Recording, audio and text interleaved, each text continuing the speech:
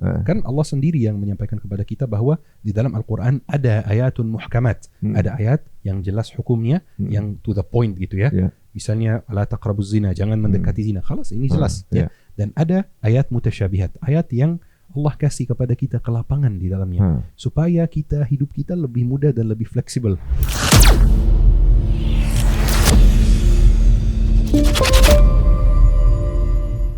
Oh, jadi kalau misalnya ini kan ada banyak banget ya, tentunya para ya walaupun bagaimanapun juga para guru, para asatiz itu juga manusia. Sahih. Kadang-kadang ada salah ucap, kepleset lidah, Sahih. Atau keliru ambil referensi mungkin. Sahih. Pernah kemudian menjadikan ceramah di satu tempat, mungkin sudah lama-lama gitu. Terus materi tersebut, konten itu dicari-cari, kemudian diambil partnya, diedit di part tersebut, kemudian dipost lagi untuk dibully, gitu. Sahih. Itu terjadi di zaman sekarang. Sering. Apa itu gaya-gaya Khawarij juga? Itu termasuk ciri Khawarij, sifat Khawarij yang sangat kasar terhadap saudaranya sendiri, tapi tidak kasar terhadap musuh Islam. Kan lebih baik kesalahan yang dicari-cari, diedit-edit, menghabiskan waktu-waktu itu lebih kepada baik, musuhnya. Musuh aja. Mencari kesalahan Netanyahu misalnya. Kan mending seperti ini, mencari kesalahan musuh Islam yang menjelekkan para mujahidin di Palestina misalnya. Mending seperti itu. Tapi malah kejelekan saudara yang dicari, bukan kejelekan musuh. Jadi pada saat menyerang sesama muslim, kemudian urusan Gaza, merasa bahwa pasukan perjuangan Gaza adalah kaki tangan dari Syi'i, gitu misalnya, atau juga memfitnah dengan yang lain misalnya. Tuduhan keji yang lainnya, yang bukan justru ibaratnya memihak kepada para pejuang. Sahih.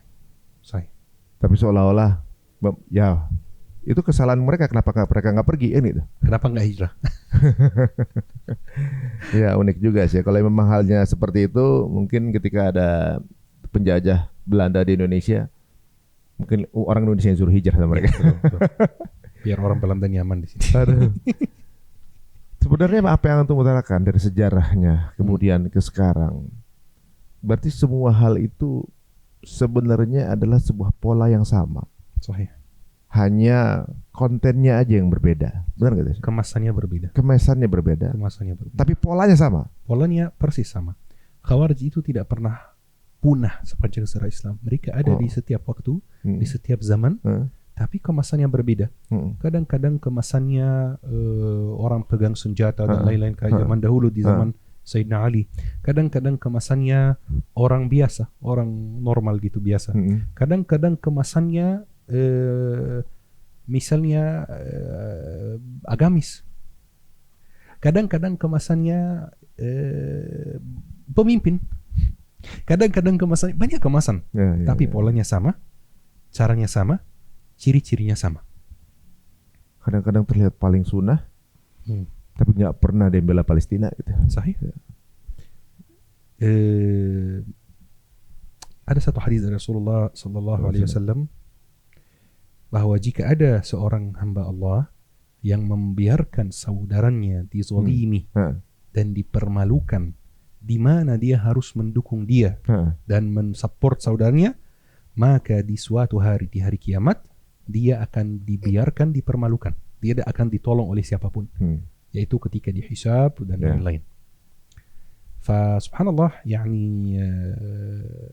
ketika kita melihat bahwa ada satu kelompok yang memonopoli istilah sunnah, ana sedih jujur. Tapi ana langsung ingat bahwa Sayyidina Utsman bin Affan sendiri pernah dituduh anti sunnah. Non sunnah yang tadi kita cerita. Iya, benar-benar. Menyimpang dari sunnah. Sayyidina Utsman sendiri pernah dituduh menyimpang dari sunnah Nabi Muhammad SAW. Ana menenangkan hati dengan hal ini. Kenapa? Sayyidina Utsman aja dituduh seperti ini. Bahkan ana lupa cerita satu kejadian juga yang luar biasa. Ketika Sayyidina Utsman dicaci maki, dikatakan bodoh sama orang tersebut pas khutbah di mimbar, Sayyidina Utsman pakai tongkat. Tongkat itu tongkat yang merupakan hadiah dari Rasulullah. Rasulullah menghadiahkan tongkat ini kepada Sayyidina Utsman. Jadi Sayyidina Utsman pegang ketika khutbah. Orang dari pelaku kudeta tersebut mendekati Sayyidina Utsman, mengambil tongkat tersebut dan pecahin tongkat tersebut. Kenapa? Karena menurut dia ini haram. Gitu. Menurut dia ini dianggap berkah dan lain-lain, itu nggak boleh gitu, dihancurkan. Walaupun punya Rasulullah dihadiahkan oleh Rasulullah kepada Sayyidina Utsman. Bas, bayangkan dia merasa diri sendiri lebih paham sunnah dari Sayyidina Utsman. Dia merasa diri sendiri lebih paham sunnah dari Sayyidina Ali. Dia merasa diri sendiri lebih paham sunnah dari Abdullah bin Abbas.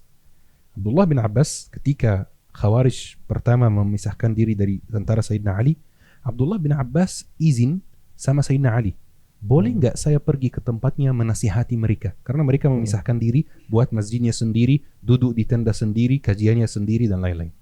Sayyidina Abdullah bin Abbas izin sama Sayyidina Ali, boleh nggak saya menasihati mereka? Kata Sayyidina Ali, boleh, tapi bawa senjata. Karena saya nggak percaya sama mereka. Bawa orang yang melindungimu. Kata Sayyidina Abdullah bin Abbas, nggak perlu. Saya ini ke tempat saudara Muslim. Nggak mungkin mereka ganggu saya, nggak mungkin mereka menyakiti saya. Sayyidina Abdullah bin Abbas pergi dan mulai diskusinya agak panas. Mereka hampir membunuh Sayyidina Abdullah bin Abbas. Kenapa? Mereka merasa diri sendiri lebih paham agama dibanding Sayyidina Abdullah bin Abbas. Khawarij memonopoli istilah sunnah di zaman sahabat. Dan Khawarij hari ini juga memonopoli istilah sunnah di zaman kita. Hanya kami yang sunnah, hanya kami yang mengikuti jalan yang benar, hanya kami yang mengikuti perintah Nabi Muhammad SAW, hanya kami yang mengatakan qala Allah dan qala Rasul. Kita sering dengar ya, ini qala Allah dan qala Rasul, artinya Allah berfirman, Rasul bersabda. Terus emang yang lain mengikuti apa? Mengikuti misalnya, mohon maaf, sunnah setan misalnya, ya, mengikuti jejak setan. Sunnah Nabi artinya jejak Nabi, yang lain mengikuti jejak setan. Yang lain mengatakan apa? Kan mengatakan Allah berfirman dan Rasulullah bersabda juga. Atau mereka mengatakan misalnya hal yang lain, sama saja. Ini permasalahannya, memonopoli satu istilah, sehingga lama-lama di benak orang awam muncul satu persepsi gitu, wah ini hanya mereka yang sunnah gitu, yang lain non sunnah. Jadi bahkan sahabat Nabi sekelas Utsman aja kalah sunnah dengan mereka menurut mereka. Sorry. Sahabat Nabi yang bertemu dengan Nabi, yang megang tongkat yang dikasih oleh Nabi, mereka pecahkan, dianggap takut jadi kurafat, begitu maksudnya? Sahih. Takut dia ke kurafat, takut nanti dimuliakan oleh orang-orang lain dan orang yang kemudian mereka sendiri baru belajar, nggak pernah ketemu Nabi. Dan cukup saja kita mengatakan kelompok mereka itu diantaranya tidak ada satu pun sahabat. Nggak ada satu. Berarti semua sahabat menolak apa yang mereka lakukan. Mas, apakah mereka mengimami para imam? Mengimani mengimani para imam? Imam Syafi'i. Mereka pas di zaman Imam Syafi'i itu sudah lemah, sudah nggak sekuat dulu. Ya. Jadi mereka sudah nggak, memang di zaman Imam Syafi'i itu mereka sudah tidak ada gerakannya yang jelas. Mereka ada gerakannya di zaman Imam Abu Hanifah, masih kuat di zaman Imam Abu Hanifah. Mereka di zaman Imam Abu Hanifah menganggap Imam Abu Hanifah itu sesat dan juga tidak sunnah dan lain-lain. Bas. Kalau di zaman sekarang? Di zaman sekarang mereka lebih condong ke imam siapa? Di zaman sekarang atau nggak ada imam sama mereka mengatakan kami tidak mengikuti mazhab. Kami langsung ambil ilmu dari hadis Rasulullah SAW. Seolah-olah imam 4 mazhab itu mengambil ilmu dari sumber lain misalnya. Kan imam 4 mazhab itu semua hukumnya diambil juga dari Quran dan Sunnah, dari sirah juga. Dari sirah. Dari ketika kalian mengatakan kami tidak perlu ikut mazhab atau kami ikut mazhab tapi kami tidak mengikut satu mazhab tertentu misalnya, karena kami langsung ikut kata Rasulullah. Terus imam 4 mazhab ikut kata siapa? Mungkin mereka langsung ketemu Rasulullah. Allahu a'lam, Pak. Itu keajaiban. Kalau cuma mengacu apa yang dikata Rasulullah harus ketemu dong. Betul. Ya kan? Karena kita sampai sekarang kan diturunkan dengan para sahabat, para ulama yang menurunkan itu kan. Nah, salaf keilmuannya terus turun kan. Kalau nggak diimami para imam ini atau juga para kiai guru-gurunya ya, dari para imam ini. Dari mana dapatnya ini? Kalau langsung ke sana berarti dia harus hidup dari zaman itu kan, benar? Langsung tembus ke zaman Nabi, langsung ketemu Nabi, langsung dikasih tahu ke zaman sekarang tanpa melewati para asatidz dan para imam. Para ulama, betul. Padahal semua empat mazhab itu, kalau kita lihat buku-bukunya, itu semuanya berdasarkan Al-Quran dan hadis Rasulullah SAW. Misalnya, wahai imam, ini hukumnya apa? Ini hukumnya halal karena A, B, C. Ini hukumnya haram karena A, B, C, dan lain-lain. Mas. Dan itu sebenarnya walaupun dari berbagai sisi sudut pandang berbeda, intinya tetap sama kan? Tetap sama. Dan masalah-masalah yang jelas di dalam Al-Quran, kan Allah sendiri yang menyampaikan kepada kita bahwa di dalam Al-Quran ada ayatun muhkamat, ada ayat yang jelas hukumnya, yang to the point gitu ya. Misalnya, la taqrabuz zina, jangan mendekati zina. Khalas, ini jelas. Ya. Dan ada ayat mutasyabihat, ayat yang Allah kasih kepada kita kelapangan di dalamnya, supaya hidup kita lebih mudah dan lebih fleksibel. Para imam tidak pernah berselisih pendapat tentang ayat-ayat muhkamat itu. yakni tidak pernah berbeda pendapat dalam hal-hal besar. Sudah tegas. Sudah tegas, semuanya sama. Mereka berbeda pendapat dalam hal-hal yang mutasyabihat itu. Misalnya satu orang mengatakan kalau sholat itu kita taruh tangan di sini. Kalau sholat itu kita taruh tangan di sini. Satu orang mengatakan kalau sholat di sholat subuh itu jangan pakai kunut. Yang lain katanya lebih baik pakai kunut. Kenapa? Rasulullah soalnya pernah pakai kunut. Maka mereka berbeda pendapat. Apakah Rasulullah itu pakai kunut sebagai hukum tetap atau ini hanya untuk sementara? Beda pendapat di situ. Wajar kan, masuk akal, tidak ada masalah. Satu orang mengatakan misalnya apalagi yang terkenal, kaki wanita bukan aurat. Satu lagi imam yang mengatakan kaki wanita aurat dan harus ditutupi. Itu nggak ada masalahnya. Kenapa? Karena nggak disebutkan di dalam Al-Quran secara langsung. Perkara-perkara yang disebutkan di dalam Al-Quran secara langsung itu nggak ada perbedaannya sama sekali antara semua mazhab. Mazhab itu jumlahnya bukan 4. Mazhab itu lebih dari 4. Tapi yang paling terkenal jumlahnya 4. Semua mazhab nggak berbeda pendapat tentang hal-hal yang jelas di dalam Al-Quran. Semua itu masalah khilafiyah. Yang lain itu masalah khilafiyah. Dan umat Islam dari zaman dahulu toleran sekali terhadap masalah khilafiyah. Saya mengikuti pendapat A, antum mengikuti pendapat B, silakan, gak ada masalah. Asal masih dalam koridor 4 mazhab, asal masih dalam koridor Ahlus Sunnah wal Jamaah, khalas, selesai, aman insyaallah. Jadi teman-teman semuanya, apa yang kita dengar di sini ya, tinggal dicerna masing-masing menurut pendapat teman-teman ya, gitu ya. Saya juga masih banyak kekeliruan, namanya juga manusia gitu ya. Kira-kira kalau menurut teman-teman seperti apa? Dan saya masih senang banget untuk belajar, mencari tahu. Bisa aja mungkin apa yang saya rasa seperti ini, keliru ternyata. Dan itu saya akui. Misalnya saya salah, saya akui. Jadi misalnya saya pikir gini, katanya salah. Oh ya, berarti saya keliru. Semudah itu gitu, ngerasa bahwa kita belum sempurna. Dan itu lebih ringan sebenarnya menurut saya. Jauh lebih ringan. Itu salah satu hal yang bikin kita tenang dalam diri kita sendiri. Kita nggak harus mati-matian membela pendapat kita sendiri. Kalau kita ketemu ternyata pendapat kita ini salah, selesai, salah. Ya sudah, salah. Kita ikuti kalau memang benar gitu. Betul. Aduh. Ya, inilah mungkin rahasia kenapa akhirnya dalam skala besar yang terjadi di dunia politik tetap ada celah-celah yang membuat saudara kita kemudian jadi nggak bersatu. Pasti ada pembisik-pembisik di sana yang merasa memiliki dalil atau memiliki dasar untuk akhirnya saudara sendiri membela yang zalim. Sahih. Itulah mungkin kehebatan di setan ya. Sahih. Bagaimana dia membuat was-was. Dan biasanya yang begitu dia juga paham agama berarti. Dia menemukan dasar untuk kemudian membuat saudaranya mendapatkan pembenaran untuk ngelakuin hal itu. Perpecahan itu buruk sekali. Perpecahan itu sangat-sangat buruk. Kalau kita perhatikan sejarah, semua umat yang terpecah belah itu pasti kalah, terlepas dari agamanya. Itu menarik sekali.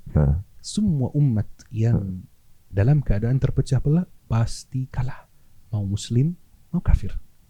Dan yang lebih menarik lagi, semua umat yang bersatu bekerja sama pasti menang walaupun kafir. Saya kasih contoh sedikit ya. Di Mesir merdeka dari Inggris tahun 53. berapa? 556. Inggris keluar secara bertahap, kemudian disusul oleh beberapa negara Arab lain yang merdeka juga. Tapi sebelum mereka memberi kita kemerdekaan, memberi bangsa Arab kemerdekaan, mereka memecah belah bangsa Arab. Sehingga negara Arab itu negara Muslim, Muslim ya, bukan negara Muslim, yang dulu satu kesatuan, terpecah belah jadi banyak negara. Setelah mereka memecah belah kita, apa yang mereka lakukan? Mereka buat Uni Eropa. Saya kalau mau berangkat dari Mesir ke negara Arab lainnya, itu berkasnya, rumitnya luar biasa. Padahal saya berangkat ke negara di mana orang-orang warga di sana itu bahasanya sama, budayanya sama, tradisinya sama, wajahnya mirip, semuanya sama. Tapi berkasnya luar biasa. Sementara orang Jerman bisa dengan sangat mudah naik kereta dan berangkat ke negara Eropa lainnya di Uni Eropa dengan sangat mudah. Saya kalau orang Mesir sekarang mau bekerja di Arab Saudi misalnya, itu urus berkasnya dan izin bekerja dan izin tinggal itu luar biasa. Sementara orang Jerman yang mau kerja di Eropa, dia mau kerja di Italia, dengan naik kereta, daftar loker di sana, mulai kerja langsung. Gak ada yang namanya izin tinggal, gak ada yang namanya izin kerja, gak ada yang namanya pajaknya berbeda karena dia asing misalnya, gak. Selama masih Uni Eropa, maka dia dianggap penduduk atau warga Eropa. Kita dulu seperti ini, seperti ini. Mereka merubah kita, memecah belah kita, dan terus mereka meniru kita yang zaman dahulu. Mereka menang karena persatuan. Nanti keyakinan ana sendiri, Barat itu akan kalah ketika mereka mulai terpecah lagi. Dan mereka sudah mulai, ada beberapa bibit-bibit perpecahan di Eropa sekarang. Tapi mereka sekarang kenapa menang? Karena bersatu. Lihat sejarah misalnya, lihat Andalusia. Andalusia, Spanyol. Saya sangat suka dengan sejarah Andalusia. Kalau kita perhatikan, umat Islam itu yang ada di Jazirah Arab, yang ada di Afrika Utara, kok mereka bisa nyebrang laut, masuk Eropa, cuacanya berbeda, budayanya berbeda, bahasanya berbeda, warganya berbeda, agamanya berbeda, dan bisa masuk Eropa, menyebarkan Islam di sana, dan Islam tetap di sana 800 tahun. Kok bisa? Apakah Eropa waktu itu tidak bisa melindungi diri? Apakah Eropa waktu itu tidak punya pasukan? Punya, tapi terpecah belah. Di zaman umat Islam masuk Eropa, itu Eropa terpecah belah dan umat Islam bersatu. Maka umat Islam masuk dengan santai. Pasti ada perjuangannya, tapi jumlah tentara Muslim yang masuk itu jauh lebih sedikit dibanding tentara Eropa yang ada di Eropa waktu itu. Walaupun mereka tetap kalah karena terpecah belah. Tapi pertanyaannya lagi, Islam tetap 800 tahun di Andalusia. Kok bisa keluar? Kenapa keluar? Islam masuk Mesir dan tetap di Mesir sampai hari ini. Islam masuk Indonesia dan tetap di Indonesia sampai hari ini. Islam masuk Spanyol, tapi hari ini Spanyol mayoritas Nasrani. Apa yang terjadi? Yang terjadi sebaliknya. Umat Islam di Andalusia mulai terpecah belah, umat Eropa mulai bersatu. Divide et impera. Nah, nyambung ini jadinya nih. Terus mereka mengusir umat Islam, selesai. Wah, ini gak sih nyambungnya apa nih katakan Syekh ini? Ibaratnya memang berarti politik pemecah belah untuk menaklukkan itu mereka sudah jalankan dari dulu. Seperti halnya kalau teman-teman baca sejarahnya Lawrence of Arabia, bagaimana mereka memfitnah seluruh Jazirah Arab kan untuk menentang Kesultanan Turki. Dan mereka membentuk bendera kemerdekaan Arab. Makanya kalau kalian teman-teman lihat semua bendera bangsa Arab tuh banyak kan mirip. Karena dibuat oleh orang-orang yang John Sykes, orang Inggris yang bikin. Bendera Palestina, bendera Jordan, Mesir, Yaman, itu benderanya sama semua karena itu. Kuwait. Dan yang mau memberontak itu para orang-orang Arab ini dijanjikan akan menjadi raja di tempat masing-masing. Berarti kan di koloni, dipecah-pecah. Saya. Dan kita antum bilang untuk nyebrang ke satu negara itu aja mereka harus perlu imigrasi yang susah. Padahal dulu adalah saudara mereka. Dulu satu daratan. Dulu bukan hanya saudara, itu benar-benar kayak misalnya anak kasih contoh misalnya ya, Jawa Barat, Jawa Timur. Itu benar dulu kayak itu. Beda provinsi saja. Beda provinsi. Tapi sekarang bayangkan gitu lucunya seperti apa atau anehnya seperti apa. Ketika misalnya antum, kita hari ini di Provinsi Jakarta, bayangkan antum besok mau ke Jawa Barat. Jadi antum mengunjungi kedutaan Jawa Barat di Jakarta, mengapply visa, bawa koran rekening, kemudian nunggu 2 minggu agar visanya di-apply, kemudian pas di perbatasan paspornya diperiksa dan dipersulit. Itu yang terjadi di negara Arab sekarang. Persis. Beda provinsi, tapi dipersulit. Kan Uni Eropa semuanya bebas. Semuanya bebas. Mereka sedang menjalankan persatuan yang dijalankan oleh umat di masa lalu, sedangkan memecah apa yang mereka laksanakan di tahun-tahun dulu, ya kan? Aduh, ini banyak ilmu yang kita dapatkan hari ini. Moga-moga dengan melihat ini, yang selama ini kerjanya cuma mikirin untuk mencari kesalahan saudaranya sendiri, mulailah. Ayo sama-sama kita jangan kontraproduktif. Kita pikir bagaimana, kita kasih husnuzon untuk saudara kita, dan kita kritis untuk yang memerangi kita. Benar nggak, Syekh? Sahih. Aduh, Insya Allah. Syekh, ada pesan nggak buat teman-teman semua yang sekarang ini mungkin masih dalam, ya ada juga yang lagi mendekat ke arah Islam tapi kemudian nggak jadi gara-gara Islam ribet, apa-apa dikritik. Tamam. Ana mau sampaikan satu pesan. Islam agama yang bikin tenang, bikin hati tenang. Islam agama yang menanamkan cinta dalam hati kita. Islam agama yang bikin kita mencintai saudara kita. Kalau antum mulai hijrah, tapi ketemu dengan satu kelompok yang bikin antum benci dengan saudara sendiri, bikin antum merasa lebih baik dari saudara sendiri, lebih lurus dari saudara sendiri, maka ketahuilah bahwa kelompok itu salah dan tidak benar. Karena Islam tidak pernah mengajarkan itu. Semakin kita mendalami ilmu agama, semakin kita akan merasa diri sendiri itu gak ada apa-apanya. Semakin kita akan merasa sayang kepada pelaku maksiat. Kok sayang pelaku maksiat? Iya, karena ini saudara kita yang ditipu oleh setan, dan kita ingin menyelamatkan dia dari tipu daya setan. Kita benci apa yang dia lakukan memang, tapi kita tidak benci dia. Kita benci maksiatnya, tapi tidak benci pelaku maksiatnya. Maka kita akan mendekati dia dan menasihati dia secara pelan-pelan, menasihati dia dengan cinta sampai dia meninggalkan jalan yang buruk itu. Kalau antum ketemu satu ajaran yang bikin antum benci dengan yang lain, benci dengan saudara muslim, menuduh saudara muslim, merasa lebih baik dari saudara muslim, maka pesan saya, tinggalkan ajaran tersebut, tinggalkan kelompok tersebut, dan cari ilmu dari sumber-sumber yang lain. Bas, ini pesan. Masya Allah. Ya, walaupun kelihatan lebih soleh gitu ya. Saya juga pernah tertampar dengan satu ungkapan untuk orang-orang yang sedang dalam proses mendekati ke arah Islam. Kemudian ada orang yang baru belajar, kemudian merasa ingin mengkoreksi atau ngasih tahu bahwa dia lebih benar dari yang lain. Dengan ungkapan-ungkapan yang kemudian menghujat dan menghakimi, dan orang tersebut nggak jadi mendekat dalam Islam. Kira-kira apa nanti hujah jempolmu di hadapan Allah? La ilaha illallah. Gara-gara jempolnya membuat saudaramu tertunda untuk mendapatkan hidayah. Merinding. Bahaya sekali wallah. Bahaya.